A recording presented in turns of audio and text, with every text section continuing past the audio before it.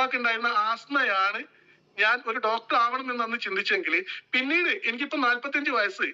ഈ സമയത്തൊക്കെ ഞാൻ ഈ മൈലസ്റ്റിൽ തുടങ്ങുന്ന സമയത്തൊക്കെ എന്റെ ഉമ്മാക്ക് ആസ്മയുണ്ട്, ഡോക്ടറെ കാണിക്കുന്നുണ്ട്, വീട്ടിലുള്ള പലതും ഒഴിവാക്കാൻ പറയുന്നുണ്ട്, കോഴികളെ ഒന്നും പോറ്റണ്ടെന്ന് പറയുന്നുണ്ട്, മെഡിസിൻ കഴിക്കേണ്ട, അടുപ്പിൽ ഊതണ്ട, പല കാര്യങ്ങളും പറയുന്നുണ്ട്. പക്ഷെ ഒരു കാര്യം മാത്രം ക്ലിയർ ആവില്ല, എന്റെ ഉമ്മാന്റെ ആസ്മയ്ക്ക് മാത്രം മാറ്റം ഉണ്ടാവില്ല.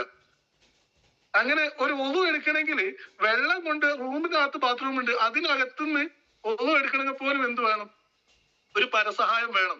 അതല്ലെങ്കിൽ വലിയ കിണ്ടിയിലൊന്നും കൊടുക്കാതെ ചെറിയ പാലിന്റെ ചെറിയ വെയിറ്റ് കുറഞ്ഞ പാത്രത്തിലേക്ക് കൊടുത്താല് ഇനി ഈ വെള്ളം ചൂടുവെള്ളം അവിടെ എത്തിയിട്ടില്ല, അടുക്കളയിൽ വന്നു എന്റെ ഉമ്മാനോട് നിർത്തണ്ട്. ഇന്നും എന്റെ കണ്ണിന് മുമ്പ് മായാതെ വെക്കുന്ന ഒരു രംഗാണ്. കണ്ണിൽ വെള്ളം ഒലിപ്പിച്ച് ഒന്നും എടുക്കാനുള്ള വെള്ളം പോലും എടുത്തു കൊണ്ടുപോകാൻ കഴിയാത്ത ആസ്മയുള്ള എന്റെ ഉമ്മാക്ക് ഇന്ന് ഞാൻ പറയുന്നു, നമ്മുടെ 95 കവചപ്രാശ്, ആയുഷാസ്, ഈ പ്രൊഡക്റ്റുകൾ കൊടുത്തുകൊണ്ട് ഇന്ന് ബക്കറ്റിൽ അരബക്കറ്റ് വെള്ളം എടുത്തിട്ട് എന്റെ മക്കളെ കുളിപ്പിക്കാൻ പോകുന്ന രീതിയിലേക്ക് എന്റെ ഉമ്മാനെ കൊണ്ടുപോയി മൈലേഴ്സ് മാർക്കറ്റിംഗിന്റെ പ്രൊഡക്റ്റിന്റെ റിസൾട്ട് ആണത്.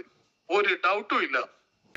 ഞാൻ STC റാങ്കിലേക്ക് വന്നപ്പോഴേ വീട്ടിന്റെ അകത്ത് മാത്രം ആസ്മയായിട്ട് എല്ലാവരും വന്ന് കണ്ടുകൊണ്ടിരുന്ന എന്റെ ഉമ്മാനെ 500 പേരുടെ മുമ്പിൽ വെച്ചിട്ട് അവിടെ നിന്ന് എനിക്ക് കിട്ടുന്ന മൊമെന്റ് എന്റെ ഉമ്മാനെ കൊണ്ട് മേടിപ്പിക്കാൻ സാധിച്ചു എന്ന് പറയുന്നു. ഈ ബിസിനസ്സിൽ വന്നുകൊണ്ട് മാത്രം കിട്ടിയ എന്റെ ഒരു അംഗീകാരമാണ്. എന്റെ ഏറ്റവും വലിയൊരു അംഗീകാരമായിട്ട് ഞാൻ അതിനെ കാണുന്നു. ഇത്രയും ഒരുപാട് റിസൾട്ട്